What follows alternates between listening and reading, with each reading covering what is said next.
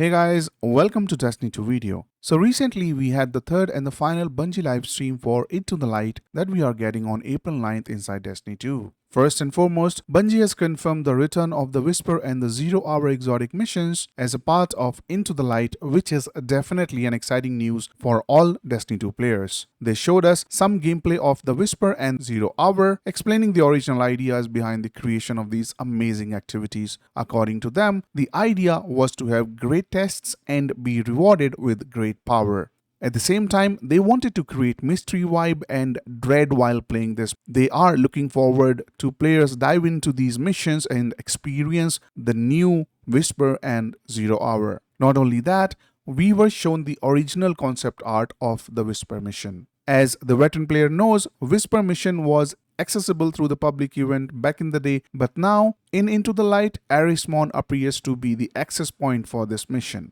According to Bungie, goal of the team was to make sure to change things to keep Whisper mission fresh and exciting, not only for new players but for veterans too. Hence, all old guides for this mission are going to be obsolete. In addition to that, they confirmed that secret chests inside the mission have been moved as well. So there's gonna be new surprises waiting for us on the new routes, and they are excited about the boss fights, which they didn't show us on the stream. However, the most important thing we noticed was the duration for the mission. Now it has been increased to 40 minutes. Considering the kind of builds we have in the game right now, I think 40 minutes should be good enough for players to finish the mission. Next, they talked about the 0-hour mission, which rewards us Outbreak Perfected Exotic Pulse Rifle. Speaking about the missions, they told us that enemy density has been increased and new combatants were also added to make missions more challenging. In addition to that, Bungie Dev said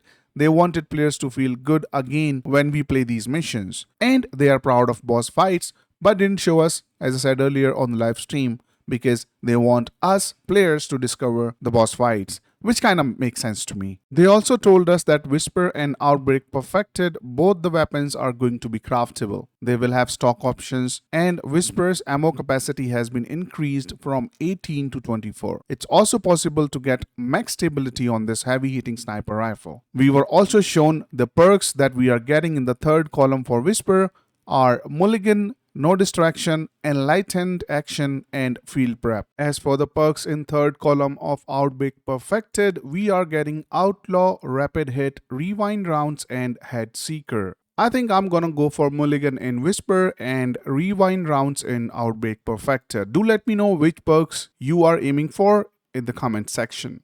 Bungie Dev said that it will take 3 weeks to unlock all works, and catalysts are retroactive, so if you already have them, they can be used again. As for the ships, both the missions will have their own ships, but they have been updated to new look to look better, so my OG players can still flex the old ones. Whisper mission comes back with Into the Light, and 0-hour launches in May. Next, Bungie devs talked about the 3 new PvP maps that we are getting as a part of Into the Light. They said they want the maps to help players express themselves and balancing it with satisfying engagement. At the same time, they wanted to make sure that the places didn't feel familiar and wanted that new feel when players engage in a fight on these maps. First map is called Eventide Labs on Europa, a Forgotten Lab. Second map is on New Muna, Circus Plaza.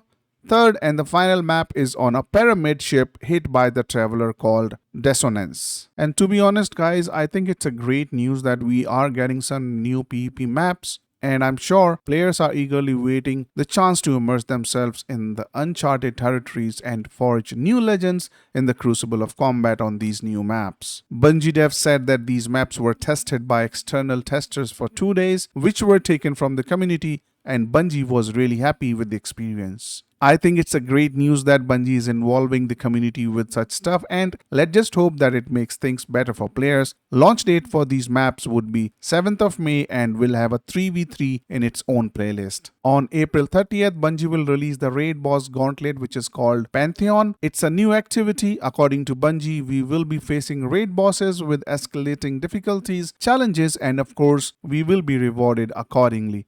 more info to be shared in the coming weeks regarding Pantheon. Players are also getting a new title called Brave with Into the Light. Also, Bungie is adding an option to skip New Light campaign that will come in New Light kits, which has never happened before in this franchise, and it's surely a new user-friendly move. However, players who want to experience the New Light campaign always go back and play through that. The most important requested feature that players have been asking for years is finally here, and that is the ability to change the look of your characters. This feature is going to be added to the game with Into the Light, and not only that guys, Bungie is giving all players a chance to change their in-game names one more time. So guys, use this opportunity carefully because once it's done, we do not know when we are going to get this option again. So good luck. Bungie devs also said that next week we are getting developer gameplay preview of the final shape, which is surely an exciting news and I'm looking forward to it. So guys, this is it in this one.